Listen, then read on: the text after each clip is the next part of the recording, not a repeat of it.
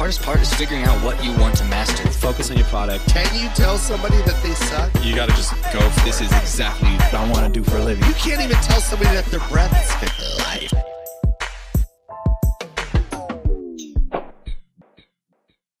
All right, we're back. Round 2 with my good friend Sneaker Steve.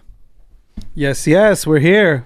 Steve, Episode 1, 2, 3. 1, 2, 3. So I just want to start by saying anyone who is interested in more of Steve's story, we did a long podcast on episode 39, which is crazy because it's crazy that we're already that many episodes in. And you did a really, really good job. We talked about it a bunch afterwards, but not only was your episode like a really, really big episode for downloads, but then you also introed me to Kevion, who came on, and he did really good on downloads. So, I mean, I would say our podcast relationship is nothing but wins, for the last, 80-something episodes? Am I 40, 60? Yeah, 80, yeah. That's incredible. So we're hot. So here we go with a follow-up. Now, let me tell you this, too. I want to preface this, too, by saying my goal when I started this podcast was to interview, entrepreneurs, whatever, self-made people who have built something incredible with the goal of, by just talking to them and having a conversation and genuinely being curious, me learning myself and also all the listeners learning how to do something similar. Yeah. So you did a really good job at that on your first episode. This is also an idea I had in my head when I started the podcast, but have never attempted to really pull it off. And that is following up with one of my guests to talk about how a specific project was launched. So that's what we're doing now. You, Sneaker Steve, have a brand new luxury footwear brand that is right on the edge of dropping. Correct. So it's dropping the first week in November. And you're here. I mean, what's funny is you talked about this, the ideas for this and the stuff for this back on episode 39. Yeah. I mean, not only the idea of a new brand, but really even back then was more about the idea of where the future is. And you asked me, like, what is the future of Sneaker Steve? What does the future for your career look like? And so many of the things that we talked about on that episode have actually come to fruition. It's almost like every single one. Yeah. And that's unheard of. It's like your vision board. I just want to thank you. Yeah, it's like literally like the vision board was there. Yeah. And hit every single one. And you're just like, wow. So I just want to thank you so much because you were a big part of saying, hey, Steve, you know what? You have an incredible story. Keep telling it and just continue to. Anybody that can hear your story, just put it out there. Yeah. And then you went and did your own podcast right afterwards, which was a huge success. And you gave me my first mic. There you go, man. You left here with a microphone. I did. And then I went down to the beautiful studios. Yours was like a big time production. Yeah. You had like $100,000 worth of camera equipment. And so that's Kicking It with Sneaker Steve, right? Correct. So if people want to search that. Yep. So they can Fuel find TV, YouTube as well. Now I was telling Dee the other day, I was like, I'm hot in Portugal because Fuel TV got picked up, bought by Portuguese. Yep. So when I walk into my factories, they're like, Steve, I saw you on TV. Yeah. So I'm like, you're a celebrity. Yeah. It felt amazing. That's so good. So yeah, I mean, my goal for this, man, is really to, not only am I genuinely curious, here's the cool thing.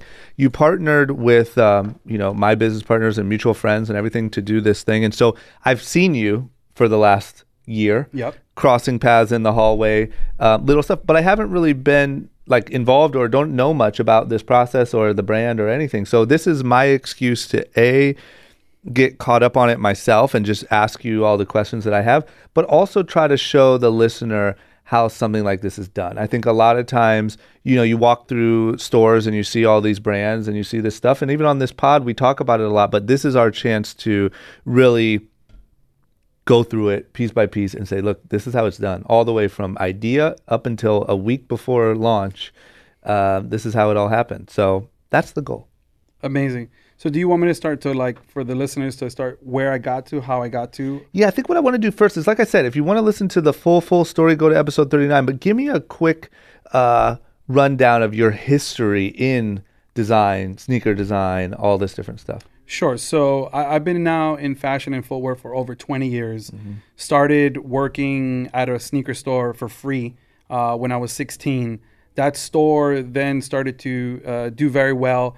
was the first sneaker store. This is before skateboarding going mass, and to actually carry skateboarding and technical outerwear in a non-traditional skateboard store. So, right after a couple years after Supreme opened in New York, we were one of the 5 stores in New York City to carry Nike SBs. So now we're in trends when you see Pharrell kind of being skate or Lupe back then, or even some of the trends where everything's just a mosh pit of like fashion and style. Yeah. This is prior to the internet, so it's really hard to like even think about that. Like prior to the internet, you would have to go to California to buy something that wasn't available. You couldn't go online and buy a skateboarding sneaker. Oh yeah. If you liked it, and you didn't even know about it. Yeah. I mean, when I started Young and Reckless, part of my motivation was there was all these cool brands like Diamond and Crooks and Castles and all this stuff in the major cities, but in Ohio, the best you could get is like DC and New York. And I wanted to create a brand that felt like a streetwear brand, but was available to all those places. So it's crazy how much that's changed already. Yeah, so that was huge because that started my career. So to all the listeners, anybody that's young out there that's inspired by doing something, just I started for free working for sneakers. The second biggest thing that happened to me is that when Stevie Williams, who was part of DC Shoes, didn't want to wear a New Era hat, only wanted to wear New Era actually, and not a flex fit hat. I put the deal together between New Era and the action sports industry. Which became something that every brand did. Every single brand did. It became in 3 to 4 years a $60 million business unit. It became the Irvine offices. It's why you see Undefeated, Supreme, Monster, DC, Quicksilver, the Hundreds, everyone with a New Era hat. Young and Reckless. Young and Reckless. We have one. Yeah, and that was all dealt through a deal that I created when I was 22 years old through my store. Yep. And then speeding fast, the store did so good that then when Quicksilver bought DC Shoes, I got hired to be one of the East Coast consultants. I did so good as a consultant that then I was quickly promoted to be the first global director of DC Shoes, working with Ken Block and Damon Way. In 4 years, the company grew from 90 to over $600 million annual growth. That is where I met Rob. That's how I got connected to you. Yep. I was just a little homie. You were the little homie. Yeah. Yeah. Yeah.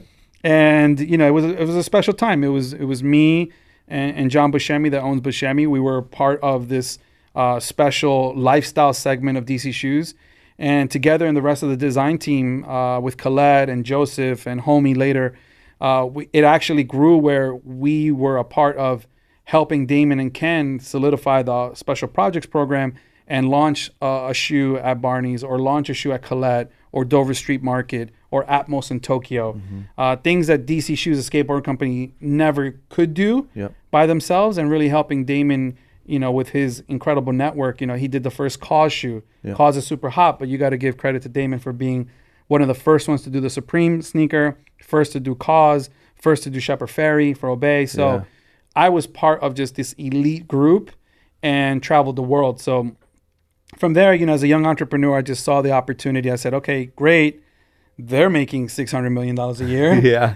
You know what? I know I'm a part of it. I'm ambitious. I'm an entrepreneur. I said, well, what about if I go to LA? I teamed up with a very big family here in LA. I started to learn what sports side of the marketing is, also what big multi-billion-dollar licensing families are doing. I found myself in some of the biggest homes and places in LA, and I learned a lot.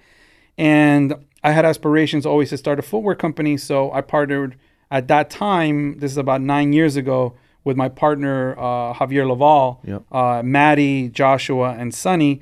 And the 5 of us were a part. He had started Android Home. I came on board with Matt a year later.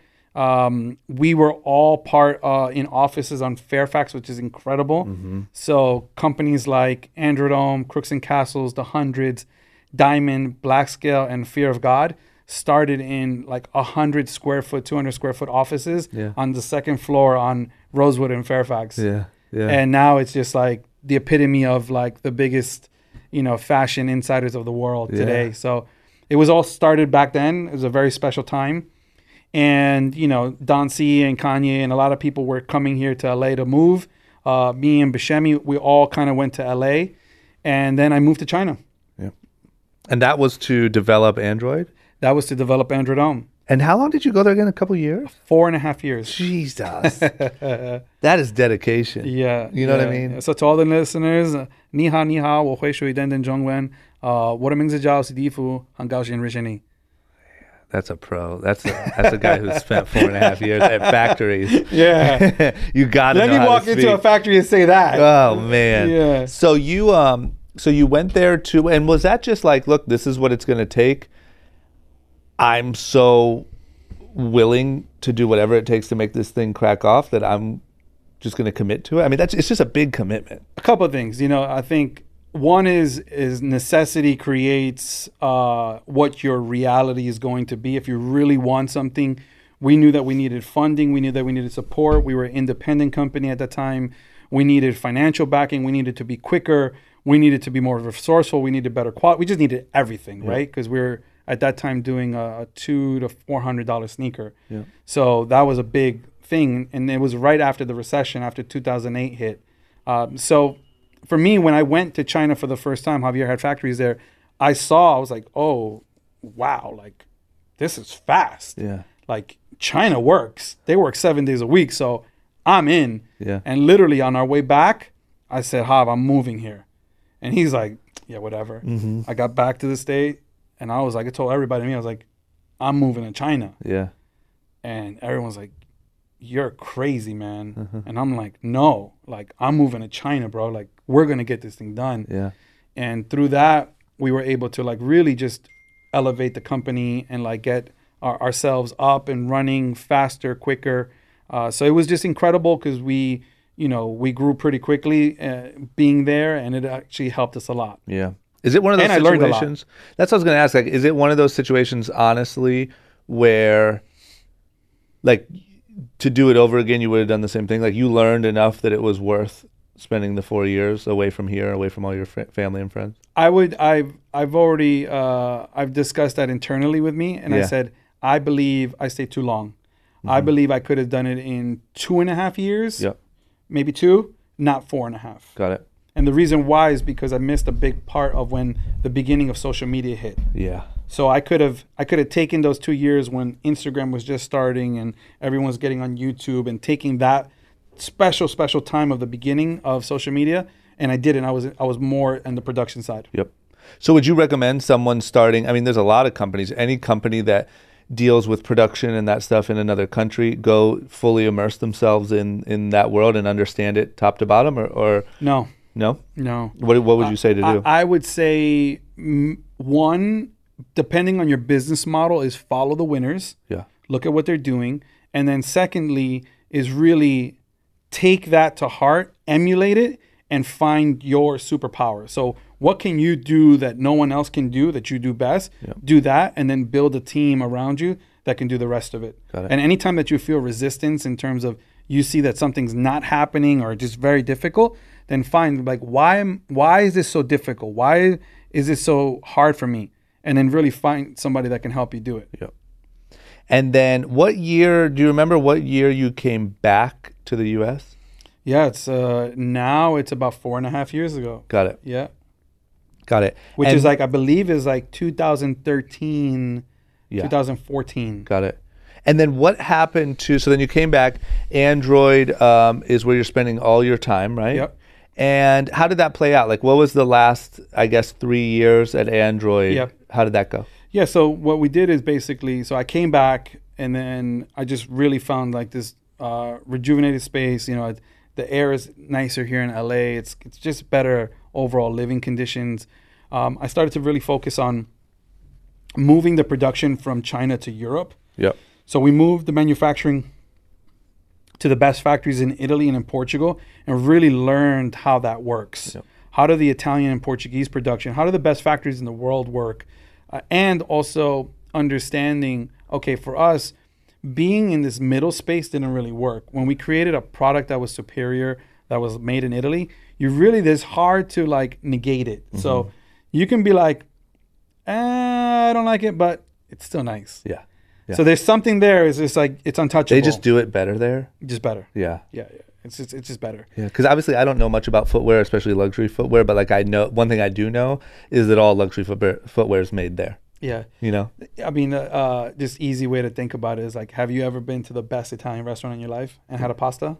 Well, in my life, yeah, I have. Yeah, but right? I've never been to Italy. Yeah, but you've been to the best one Yeah. that you've been to, right? Yeah. And how did that pasta taste versus having a regular pasta on the Yeah, corner? light years better. That's what you're wearing. Yeah. You know, so that's just it. It's just better. It's better craftsmanship, better experience, better ingredients, just slower cooked, just better. Yep. In every way, shape, and form. And you know, so when I came back, we really looked at, okay, look, we have a great brand. What can we do? And we opened up incredible accounts like Saks Fifth Avenue and started working with Bergdorf, you know, and you know, just really getting the product to the best.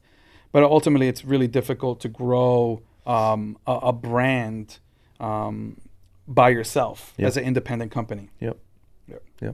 And so how long ago was it that you actually decided, I'm essentially going to start over? Yeah. Like, I'm going to start something else from scratch. Was that a year? How long ago was that? No, it's more now. It's basically 8 months prior to my birthday, my 40th birthday, which my birthday's on Halloween next week. So got it.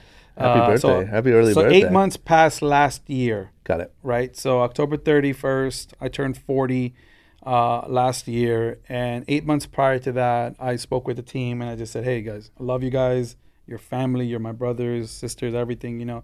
You guys are everything to me. And I believe that I want to go in my own direction. Yeah. And I really looked at three things. I said, one is I need to be on the forefront as Sneaker Steve, right? Yeah. So I can't be behind the screen doing production. That just, in this new world, it doesn't benefit me. Yeah. So I need to be able to push Sneaker Steve, and I wanted to do my own talk show and really be forefront, right? Yeah. The second one is that I wanted to create a company that was about purpose. Mm-hmm. And now with Less Gray, the new company, I'm in partnership with the Inner City Arts Foundation for Children, and we're giving a percentage of all sales to the Inner City Arts Foundation. Yeah. That was really big for me. And the third is I wanted to be, in following the winners, is where are the companies that are succeeding right now and the people that are succeeding that are mostly focused on direct-to-consumer, innovation, and tech. Mm-hmm. And those were my three criteria. Yep. And I basically said, I'm going to jump off a cliff career-wise in order to do so. Yeah. And I'm either going to land or sink. Yeah. And what did that look like as far as like, so you tell these guys like, you know, I got to go, I got to try something else. At that point, you didn't have anything locked in place for the new company, right? No. And then, so you knew that the idea was footwear. Yeah, of course. And you knew luxury footwear, you know, that's your Sneaker Steve. I didn't even know it was luxury. Okay. I just knew it was footwear and it was direct to consumer. It was fashion. It was tech. It was basically like, where's the future of the market going? Yeah. And that was really the premise of it. It was like, these are the three criteria I want to do, but I didn't know where the brand was going to be positioned yet. Yep. Because it was not even a brand. It was. Well, did you have the name? No. Where did the name come from? My son. Is that his name? So his name is Grayson Alessandro. Uh-huh. And the name of the company is called Less Gray. That's good. So we were looking to trademark Grayson Footwear, which is so strong. Yeah. And Grayson Footwear wasn't available. Got it. So then between like D, Andres, and myself, we were just going through the name. Yeah. And then they're like, I remember D texted me, he's like, what's your son's name again? And I was like, Grayson Alessandro. And then it started like Alesso Gray, and then Aless, and then the DJ name was Alesso. Yeah. So we're like, oh, damn. And then it just ended up. So the beauty of it is that it ended up right back where the original inspiration, which was Grayson Footwear. Yeah. So it's Less Gray. That's good. It's a good name. It feels very luxury. Less Gray, I think. Yeah. You know, like Grayson could be, it could be anything. Could be mid-tier. Could be, I don't know. Less Gray, there is no doubt. Yeah. You know what I mean? Yeah. That's luxury. Yeah. So then take me through, like, what do you do? So, like, now you're jobless. Yeah. You got an idea. You got inspiration. You don't even have a name. Yeah. You just know, like, man, this is not feeding my spirit the way it needs to. Yep. What do you do? Do you go start taking meetings? Do you know what I mean? What do you do? Well, you know, me, I'm a very integrous and honest person. So what I do is what would I want somebody to do if they were in the same position for me? And I was like, the first thing I said, I want somebody to deliver. If they're saying they're giving me 8 months, I want them to deliver on that 8 months, because also I'm getting paid from the other company. Mm-hmm. So I worked for 8 months through every lunch. I worked I would wake up, my wife would see me waking up at 4 a.m. so I could be finished at like 7 or 8 so I can get to the office by 9. And I basically didn't allow, while I was planning and working and creating, I didn't allow that to, one, affect my regular day job, and which was my company. It wasn't even a day job. So my responsibility was to make sure that the company was ready for 8 months of me transitioning. And you're talking about Android? Yeah. Got it. So you gave like an 8 month. I literally gave 8 months notice. Got it. So you were trying to do both then at the time? No, I was like, I'm going to just ideate Yep. on every single second that I'm off of my let's call it my work duties. Mm-hmm. And I just ideated and built business plans and PowerPoints and like just thinking, like creating what I would like my future to look like. Yep. Got it. So then when that 8 months was up, did you already have the deal in place? No. Got it. So you just had a lot of ideas. Yep. You had business plan. So then what do you do? What do you do on day one of that where you're truly off the cliff? And So basically, it literally went down to like the final wire. So after the 8 months is done, I set up the company. We said our goodbyes. Everyone said, "Hey, Steve, thank you so much for being here. You'll always be family." It was a great separation. It was easy, and they wished me my best. Mm-hmm. And then it's like, okay, oh shit, I don't have a check on Monday. Like, what do I do? Yeah. So in the meantime, I was very transparent also with everything I was doing, and I was meeting with the group here to really figure out, like, is there opportunity, is there a possibility? And I was discussing with two people, one for the footwear company and then one for me to get involved into tech. Yep. And I put together 2 presentations, and, I had it ready where I literally, that Monday, I didn't have a check. I told my wife, I was like, I might need to take out a loan. Yeah. Because when you have your own company, all of our money was in our company. Yep. So also, I couldn't take out anything. We didn't have anything extra, any for me to take out. So it was really like, oh shit, whatever you have, that's it. Yep. And I had to figure out what is going to be that day. So I remember on the Friday before the Monday, we closed on the deal. Uh-huh. So it was like October 1st was like Monday or whatever. Yep. And then like September 28th was Friday. Yeah. And we closed on the deal for the new footwear company. That's so good. Yeah. My wife was pregnant. Oh, yeah. With Grayson. So you had just the pressure. You were against the gun. Oh, my God. I literally was on the computer looking at like Lending Tree. I don't even know what those websites are. But, it's like, how much money will I get? I'm like, fuck. Like, this shit might last me through December. Yeah. And I just had, the beauty of it is that my wife had so much faith in me, basically, she was like, I'm not worried. Yep. It's you. You're going to succeed. I know it. Go. I want you to be happy. Yeah. That's it. I don't care if we have money, if we don't have money. I just want you to be happy. And like, literally, that was like the biggest wings on my back that I could need to just be like, okay, cool. Yeah. I'm okay. I'm going to figure this out. That's a good wife. Yeah. So then what do you do? So then you partner up. You say, all right, guys, we're going to do this. Yep. I'm guessing you probably had like a lot of creative control, right? Yeah, of course. Did the name come next? You start pitching around the name? Yeah. So originally the name of the company was going to be called Conscious Footwear. Okay. And we wanted it to be, originally the original concept was a lot more conscious because we were giving back, because the philanthropic side was such a big part of the company that I wanted something to be like an honest company. Yeah. I'm thinking like $1 billion company. It's like this company like Tom's and Honest, where you say the name and it's synonymous with something positive and philanthropic. Yep. And as we were getting into the product and the design, is like, we're like, damn, like we need to make this footwear hot. Yeah. Like it just can't be regular. It just, and as we started to really build the footwear and discuss with the team internally, the product just became hotter and hotter. We started to build more into it. And as you do that, the price of the shoes goes up. Yeah. And when you look at it, you're like, oh, wow, we're in the luxury space. Yeah.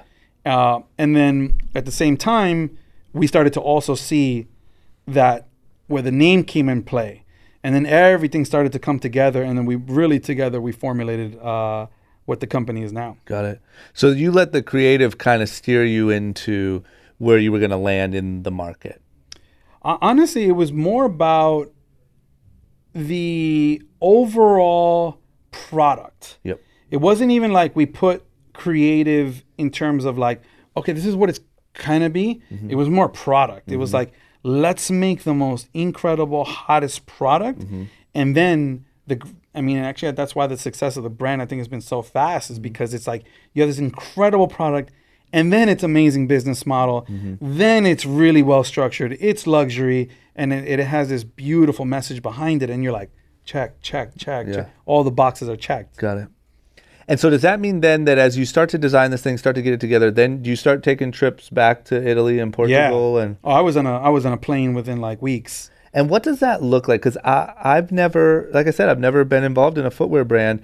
Is that like you're going over to the factory, you're taking the designs, you're trying to make sure the samples are right, you're working through the toe box, and is that what it looks like? Or Honestly, even before I went a few months into it, but even before that, the second that we got into it, it was really about figuring out who the consumer is, what the ideation of the product is, what are the details. I worked here with the design team. I was appointed a designer here that really helped me come together. He designed the shoe, and with all of my feedback and support, and the whole team creatively came up with ideas on different parts of the shoe.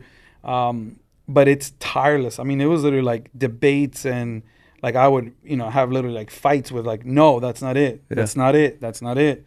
I want this. Give me this. Give me that. And some points came from their side, which are great. Some points were my side, and it's just like, it's this beautiful battle towards, I ultimately have 100% creative control. So I know there's this feeling innately that you have as a designer, as a creative, when it's right. Yeah. And we literally went through about 5 to 7 rounds of the shoe before it's what we have now. Of samples? Of samples. That's a lot. And is that mainly the hard part on that design conversation or a production conversation? You know what I mean? Both. Because one, the shoe has to, outside, this is the most difficult shoe my factory's ever made from any brand. Yeah. So the shoe is like 73 parts. It's incredible. Yeah. It's just so many piecing and paneling and details and cushioning. And the shoe has every single part of all my childhood, all the sneakers I grew up wearing, mixed with action sports. So like even if you see that cushion right here, that's from motorsport. That's me working at DC and being a part of the motorsport world, being around the biggest athletes in the world. Like the fact that it has motorsport green is because I worked in the action sports industry. Yeah. You would never take a black red shoe and put a green on it. That's true. It's so good. It's my whole life. It's my whole world. And right now it's one shoe, right? Well, right now it's a collection. It's two different. So we have a skate style, and then this is our basketball style. Got it. So is it? And we're low also top? working on the running. Is the skate style low top? Yes. Got it. Okay. So then, like I said, like when you go over to these factories and stuff, it's just knocking out samples, knocking out details. You have to work like tirelessly on all of these little details, right? Yeah. What's one thing that is there any one thing with footwear that's always the hardest? Like, the sole, like getting the sole right or getting the tongue right, or is it just who knows? Yeah. So the one thing that's very important that people in the footwear industry know is the last. What's that? And the last is, I don't know if you've ever seen, it's kind of like this wooding form that's where they create the actual shape of the shoe. Yep. So there's always a saying in footwear, the last starts first. Mm-hmm. So based on the shape is where you actually start to formulate what the shoe is going to look like. Mm-hmm. There's experts that have been doing this for 50 years that focus on the last. Because if you're off by a millimeter on a last, it could just be whack to versus good. Mm-hmm. And that's why we went through so many rounds, because I would not stop until the shoe looked perfect. The last was perfect. It fit incredible. The proportions were amazing. And that's a lot of work because every single thing is by hand. Yeah. Is sampling shoes really expensive? Yeah. What part of it? What part of it's is it a molding? Well, you have to fly to Europe most of the time, right? So it depends, right? If you go to China, you submit a CAD. who knows what you're going to get back. Maybe they knock it up, maybe they don't. Yeah. It's very different, right? But if you're creating your own custom last, it takes time. Because if you send a sample, you say, hey, knock this off, they might knock it off right, they might knock it off wrong. So it's a lot involved into making it. Mm-hmm. And now when companies develop their own outsoles, which is called tooling, then you're talking about thousands and thousands of dollars. But you're able to use a pre-made mold. Correct. And that's just has to be a game changer, right? Yeah. Like, would you ever go later down the road and create your own? Definitely. Yeah, definitely. That's always the goal. And you know, we were able with the outsole to create something for the first time ever. So my concept, if you look at the sole was inspired off of Japanese vintage sneaker collecting that I saw years ago. Mm-hmm. And the sole is as if it was oxidized. Mm-hmm. So meaning that the oxygen has hit the sole for over 10 years. It's just been laying out somewhere in the sun. And then after you get this white shoe, it just starts to yellow, which is typically what people don't like. In Japan, there's a subculture where people love dead stock, like you would collect a vintage Rolex or a vintage Chanel, where the price goes up. Yep. Because now a dead stock 85 Jordan can cost thousands and thousands of dollars because it's 30 years old. Yep. And there's a certain look to that. That's true. So this is the first time Margam outsoles in Italy, which is the rubber. They work with Chanel, Off-White, Common Projects, the best companies in the world. They created with me, I created a concept called vintage and oxidized shoes. So the shoe is dead stock vintage in terms of the outsole color. And it's the first time in the world that they've created this color exclusively for a less gray. That's good. That's real good. I will say too, like a lot of times, and this is not like me giving you an ad, I don't have anything invested in this, but you did a really good job at making it look vintage without looking fake vintage. You know what I mean? Like that's hard to do. I think a lot of times you see something like, oh, you were going for the vintage look, but like, it just doesn't look quite right? This looks like an old retro Jordan mixed with, you know what I mean? It's so good. Where'd you, why the Swarovskis? The Swarovski crystals, and the reason I use that, one, the hidden reasoning is because of my business partner, Leo Velasquez, that I had at Evident Future, who passed away. Mm-hmm. And he worked with Usher, he worked with Miguel, he worked with Tracy Morgan. He actually did a jacket that had like 150,000 stones for Tracy Morgan, inspired by Michael Jackson. And he was obsessed with Swarovski. So I did it as an homage to him. Got it. And then for me, in terms of us, I thought to myself, I was like, hey, look, how do I take something and do Swarovski, but for the first time? So what we did is they've released a new crystal fabric, which is what you see here in the tongue. Yep. They have a $1 million printer that's able to print on top of crystals. And we were the first company to take this, to apply that crystal, print on it, and then apply it to a woven label as a tongue logo. So once again, my goal, because there is the side as a sneaker creative, is to say, hey, how can I do something that's never been done before so that I can impress the biggest buyers in the world? And I'm fighting against Fendi, Versace, Louis Vuitton, Gucci. What can I do that's different? And that's when I had to really dig deep and dream. And really, I was like, what if we printed it? And what's the most spectacular, most precious part of a brand? It's their logo, their name. And I was like, wow, what about if that was in crystals? And what if it was just these what ifs, you know? And then committing to it while it's in production, and you don't even know if the factory can do it or not. And you're like, oh shit, like, what do I do if the biggest idea, which is your brand name, and I don't even know if they could do it yet? The amount of pressures that. And what do you have to, like, you just you track someone down at Swarovski and just go pitch and say, hey, my name's Sneaker Steve, I'm launching this brand, and I think, like, how do you sell that? Yeah, so basically, luckily, Francisco that works here had already worked with them in the past. He passed me their information. He was like, hey, Steve, look, this is the rep. She's great. And then I sent her images. At Android, we did Usher when we designed the Usher OMG tour that Android did. We actually did a tribute to Swarovski where he did a Michael Jackson tribute, and then during the OMG tour, the lights went out. The Swarovski sneaker Android would fly from the sky down, He would put on the white glove, Michael Jackson tribute. He puts on the shoes, all the spotlights go on the shoe, and it's just like, it's insane. So I had to do that shoe in China for him and deliver it to like Macau and Hong Kong. I went through hell trying to make those shoes. Yeah. So we also did some for Justin Bieber, and I showed it to them, and I said, hey, look, this is what we did at Android with Swarovski. I showed her the Usher video. I mean, it's like breathtaking. Yeah. I said my business partner also loved it at Evan & Future. He loved it. It was just like, hey, look, I'm a really big fan, and I would love to take a meeting, show you what my new project's about. Yeah. And that's how I started. That's so cool. And we didn't know that we were going to do this. We entered into a meeting just saying, hey, what can we do that's cool?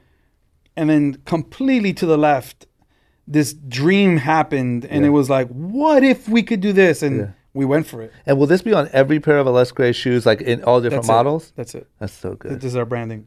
And we're actually, it went further. The relationship moved into the point where they love the project. Swarovski loved the project so much that these are crystals from Swarovski, that now we are an official brand partner of Swarovski. So I have all of the rights. We have all of the ability to use crystals from Swarovski. We have all of their marketing support globally for them. Yeah. So it's, dream come true. Yeah, that's huge. And then how'd you land on, so the shoes, you'll see them in the video if you watch the videos, but, and then, photos when you look it up after, but they come with this like carabiner over the laces. Where'd that come from? This came from me looking at from a branding standpoint. I really love what Virgil did with Off-White when you see like, the orange zip tie. And I read one of his interviews and it was about, how do you signify something from across the street that you don't know? Yep. With us, with the Les Gray, we don't have any logo branding on our shoe outside of the tongue. So it's not like I don't have a Nike check. I don't have big stripes so you can distinguish it. So I was really looking at like creatively, what is something that I can do that just stands out on the shoe so that if you saw somebody wearing it, you knew that was distinguishably a Les Gray. Yep. And I've always been a huge fan of technical items and outerwear, so it just happened very naturally. And after iterations of checking and trying so many different things, we ended up with the carabiner. It just looks beautiful. Yeah, so cool. Okay, so let me ask you this then. So now you've developed this whole shoe. You've done all the different samples. How long did that whole process take? What's the time? What did you say? Oh, did you say 8 months from your birthday? Or? 8 months from my birthday to ideate, basically like, what's my future going to be like? But the day starts, it's like October 1st last year started. Got it. So essentially we're a year in, a little bit more. Mm-hmm. You get all of these things done. How long ago did you have the final, like, this is the shoe? This is the shoe happened last December. Got it. Because we showed January in Paris for the first time. Oh, you did? Okay, so now we are. Actually, no, it was June. June we showed in Paris. Got it. That's right, because we're shipping spring 19 in January. Got it. Yeah. Okay, so here's the question. We lead all the way up. Now we're essentially 1 week away from launch time. You launched the first week in November. What are you doing? What's the launch look like? Whew. Big. What is it? Give me. I need all the like, because I know there's multiple tiers and rollouts and whatever. So what's that look like? Yeah. So I'm proud to say and announce Les Gray is exclusively launching with Barneys New York, Beverly Hills, Madison Ave, Barneys.com, Barneys Japan, and Luis Sevilla Roma in Italy. Huge. The biggest, best retailers in the world. Yeah. And is that all happening at the same time? Yep. Season 1 for spring 19. Delivery 1. That's so good. And then what about your... It's almost unheard of. In what way? First season, delivery 1 with the best retailers in the world. Yeah. Why do you think that happened? It usually takes people 2 years, 3 years, 5 years. Why were you able to do it? And some don't even make it. Was it relationships? I believe it was all of the checks worked. Yeah. So the product was beautiful. The fact that it had points of difference that were proprietary that had never been done before. Yeah. The shoe was great. It fits. We also have this incredible business model that we're giving back to the charitable aspect to it, which is great. Yeah, tell me, give me a rundown of exactly what that is. I don't want to miss that part. Sure. So the Inner City Arts Foundation that we're in partnership with, which percentage of all sales goes to, is an incredible organization in downtown Los Angeles. They've been helped over 200,000 children find creative waves and paths across all the creative mediums. Yep. So whether it be graphics, dance, music, film, animation, 3D printing, all the biggest organizations are involved with them from a sponsorship standpoint, from the Broad Museum to MoMA to MIT to Harvard. I mean, it just goes on and on and on. How'd you choose that? It came through a friend. It was also another dream. Mm-hmm. It was like, I was speaking to my friend Justin Garza, and I'm like, Justin, man, I'm like, I want to give back to an organization that helps creative and helps kids and children across all of the different mediums. And he's like, I got it. Really? He's like, and literally what I just described, Inner City Arts, is that verbatim. Oh, and I was like, you gotta be kidding me. Like, life is just...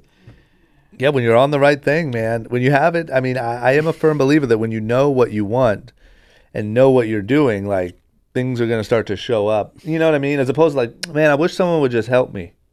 You know what I mean? It's like, what are you really asking for? Yeah. And then so you, what you were saying was that everything from the charitable aspect to the design to the product to everything just lined up. Yeah. And you and think, the relationship. You know, I've been building a relationship and with the senior buyer at Barneys for quite some time, for many years. We both, you know, respect each other and admire each other for being in the footwear industry for that long. So definitely it's a relationship as well. Yeah. And then what about is there an online drop as well, or is that the Barneys online? Yeah, so it'll be, of course, available on alesgray.com. Got it. And that's first week in November. This is the first colorway that we're doing just for promotion. So we're doing promotions. We'll do very few online to just get it out there to a couple of like the first people that want to shoot, but it's also going to be available. All 4 colorways are going to be available on barneys.com. Got it. And then what do you do, like, from, once again, your perspective, like, you have this huge drop coming up, all of this, like, you have a lot of storytelling to do, which I'm glad we just did it on here.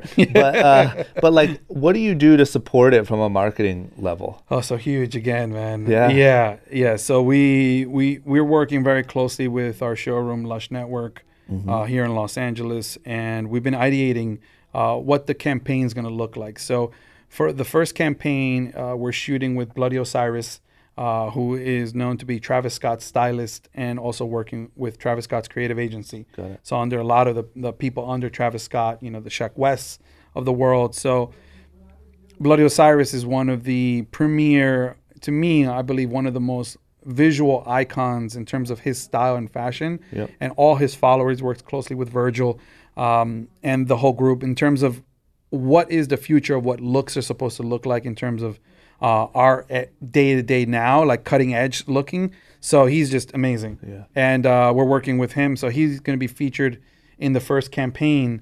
And the premise of the campaign is that art saved me.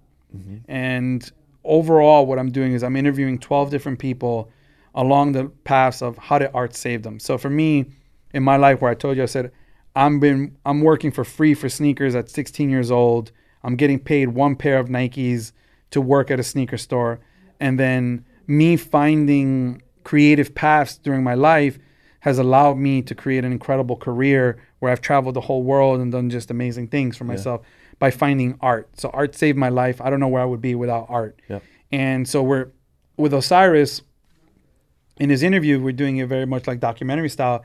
It's very touching because he says to his fans, it's like, hey, you could do it better than me. And while we were interviewing him during the process, you know, he's really saying, he's like, don't watch me. Get out your bed. Yeah. You know, don't sit on your bed flicking at Instagram saying, oh, drama inspires me. Bloody Osiris, Travis Scott inspires me. No, get out your bed. Like, I'm talking to everyone that's listening right now. Get out your bed. Stop flicking at, you know, your Instagram and swiping up and just swiping and looking at other people's like, go get it. Go do it. Yep. And I love that. And, you know, he talks about, he's like, statistically, he shouldn't even be here. Like, he's getting, you know, a huge campaign, you know, in LA. He's about to be up on a Billboard, which we'll talk about that next. And he's just like, I shouldn't even be here statistically, right? And it was really touching and it's moving. And I love the fact that he's inspiring people to say, hey, don't watch me. Like, it's great you are, but don't watch me. Go get it yourself. Yeah. And So art cool. saved him. And then what's the next? I'm guessing that ties into what you just alluded to, is like, what about billboards? Obviously, social media is massive. I know you understand it pretty well. I know a lot of people do celebrity gifting, influencer gifting. Like, what does that side of it look like? Oh, yeah. So I'm Latino. So instead of friends and family, we're calling it familia y amigos. Yeah. So when you see on my Instagram, my stories, everything going to like familia and amigos, it just means friends and family. I better be on that list. Yeah, somewhere. you are. You're On already the wearing familia side. You're already on it. Okay, here we go. That's the familia, that's the amigos. There we go. So that's your friends and family list. Yeah, and it's like, it's just the most powerful, iconic people in the world. Yeah. It's actually incredible. Also, what I'm doing is I'm not just focusing on the regular people that everyone focuses on in the fashion world. I'm also making sure that it's having some of the most inspirational people in the world as well. You are one of them. So for me, I look at it like, hey, if I just follow what everyone's doing, it's like I'm follow the same guys or follow the same rappers or follow the same people. There's nothing against any of them. It's just I want to make sure that I'm not just following the crowd. Yeah. I want to make sure that people that wear less gray are some of the most inspiring people in the world. So, like, for example, I reached out to friends and family to Ellen DeGeneres and her stylist. And I told her, hey, look, this is my story. This is what the brand's about. This is who I want to focus on. Yep. Where, for me, I believe that that's incredible because the most amazing, the people that are inspiring, that are helping others, I want them wearing the shoes. I want people that inspire so many to wear the shoes because then it creates a different community. It's not just coming from one side. Yeah. And you're one of them too. That's why you're on the list. Thank you, man. There you go. All familia. Yeah. And then what about, what was the billboard? So the Billboard launches in November, right before Complex Con. Nice. I won't release the location yet, but it's super incredible. It's shot by the legendary Jared Ryder. Yeah. I mean, we have production people from here, people working on the Billboard from Tokyo. I mean, there is creatives all around the world working on the new campaign. It's absolutely stunning and breathtaking, the campaign, the creative direction that he had. It's including Swarovski in terms of the stones. It's just really breathtaking. It's very inspirational, and it's letting the world know that we're here. Yeah. Are you doing any sort of activation at Complex Con? No. So the first activation that I did was I was honored to be a part of Atmos Con in Tokyo. So we had the whole entire Barneys booth of Japan was only for LS Gray. Really? Yeah, playing the documentary of the making of the brand. Shoes are in glass cases, raffles already there, and then me on stage being interviewed by the founder of Atmos, Mr. Homyo-san, about what LS Gray is and what we're doing with the brand. I mean, it's like, it is absolutely, like when I see it in the halls, I'm like, I don't even know what's going on. Like, it's a dream come true. Yeah. Everything, cool. anything that we could have done in the sense of big is happening. Let me ask you this. What was the hardest part?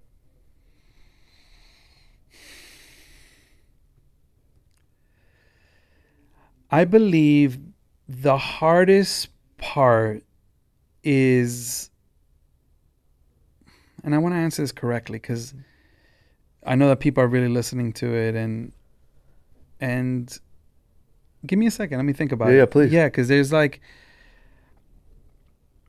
I'm hardest curious part. because to me it's like I can't, it seems scary to quit your job and not know what you're going to do for your next paycheck. Yeah. Seems tedious to go over to these factories all the time. It seems scary even from an anxiety perspective to be gearing up for the launch, but I just, from your perspective, I'm curious what. I got it. You got it? Yeah. Give it to me. Settling is the scariest and the hardest part. And what that means is that I basically risked my life, my career, my wife, my unborn child to do something. And as you know, with business, sometimes you have to settle. And sometimes you say you want this, but you're like, fuck all my partners and everybody and the world and the factory and you can get here. Yeah. But you're like, no, I didn't fucking jump off the cliff for that. Yeah. Right? I didn't do this for 8.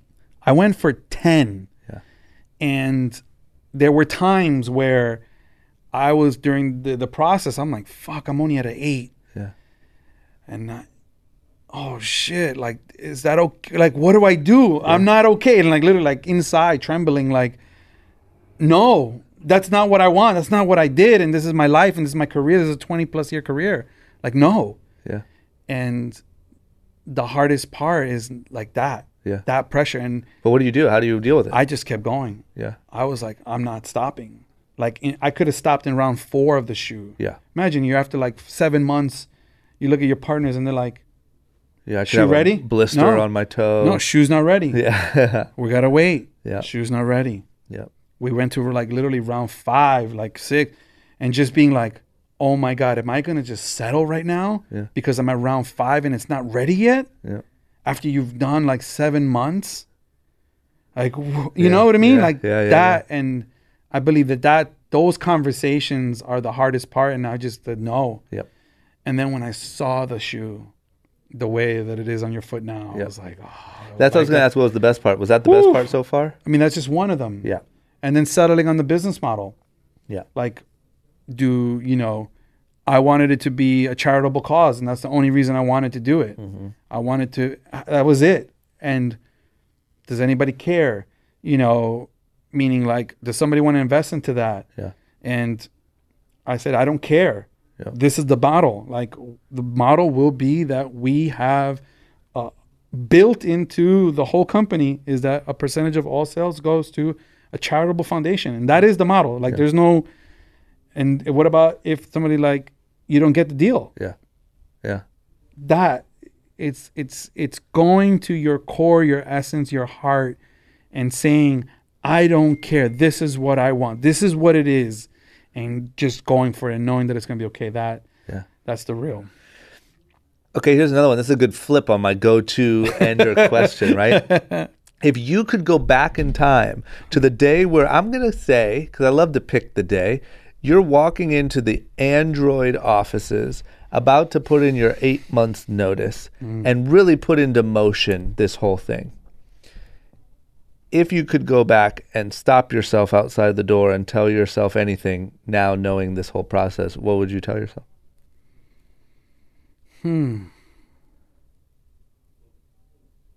That's a good one too. Because what I want to do is I really want to connect with, I think a lot of my listeners are really smart, and I think that they're really hungry. And I think that a lot of the reason why you would listen to this show is because you're trying to find what connects to you and what is going to inspire you to take that leap. Yeah. But if I could tell them anything from a guy who just took a leap, I'd love to give them that, like, look, I did it. I think you should do it. I'm motivated, but maybe do this a little different, or maybe look out for this, or maybe, you know what I mean? Yeah, I see what you're asking. And I think that'll take longer, to come up with. But for the listeners, because I get like where we want to get it to, I think it's important that you really listen to your gut and your heart. And what I know is that whatever you're feeling in terms of that, if you're feeling it, it's real. These are not just thoughts or things in your mind. Your intuition will tell you that. And in terms of, if I were to say something or think about it back then, is I was able to really communicate transparently my message. So I would say to myself, hey, Steve, it's going to be okay. You're speaking from your heart. You're speaking openly. So no matter what, just like, you're okay. Yeah. I think it's more that. And I was more, luckily my partners were great and they accepted it. But there's a lot of pressure there. It's kind of like, it's bittersweet, Yeah. It's tough because we were together for 8 years. So it was definitely that. Yeah. You know, and I believe that. How do you be able to do it in that way? Yeah, that's great. And then last but not least, another flip on one of my enders. You've now been through this whole process. You've been through the whole, I mean, you've been leading up to this whole process, not to be cheesy, but your whole life in sneakers and fashion. Yeah.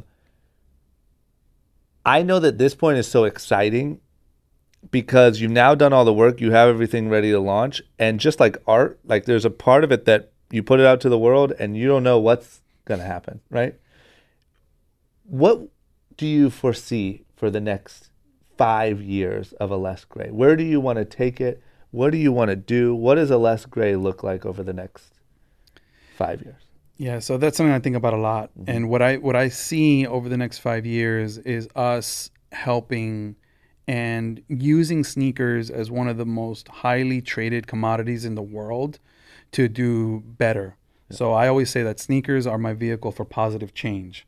So if you look at like what's happening now with the hurricanes or with natural disasters or things that are happening in real life crises around the world, how do I take the energy that's going into our industry when we're buying? So a couple things happen. One is that I make so much noise that this little independent company makes these bigger companies kind of be like, oh shit, shame on us. Yeah. We should be helping more. Yeah. If this little company that doesn't have money is giving something a little bit, then we can do more. Yep. Then it's the big luxury houses that so many of us spend so much of our money on that have such high profit margins.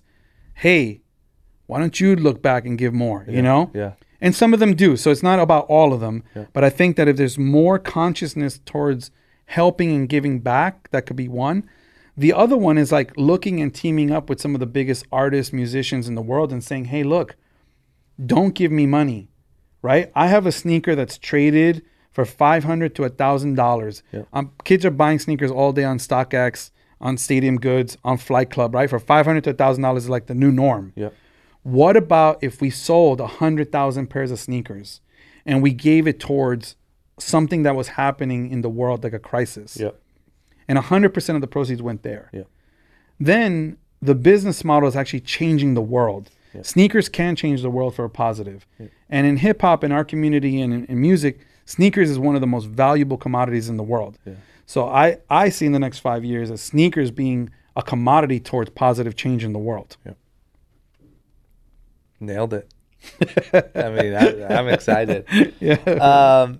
Thank you, man. Woo! Thank you for giving me all that. Thank you for I really appreciate it because a lot of people when they're, launching a new brand or whatever, you don't want to tell all this stuff. And I think that I don't know. Thank you for coming on and genuinely just giving the facts and what it felt like and what the whole process has been like. The launch is first week in November. Yep. We're about a week out. Yeah. Where do people go? Barneys.com. Barneys.com, Barneys, and also, of course, alesgray.com. Yep. And then what about social media? And then social media, Alesgray, yeah. ALESGREY. And then if you're in Europe, of course, Luis Villaroma. There it is. And you're Sneaker Steve, right? Sneaker Steve, at Sneaker Steve. There it is. And guys, if you want to hear, it's a huge episode that was one of my biggest early hits, episode 39, for the full Sneaker Steve story. And we're out. One, we're two, out, three. Man. Thank Ouch! you, Steve. Woo! Let's go. Guys, if you like that and you want to see more like it, as well as vlogs, other web series, and all the random stuff that I'm doing here on YouTube, don't forget to click that subscribe button. You won't regret it. I promise.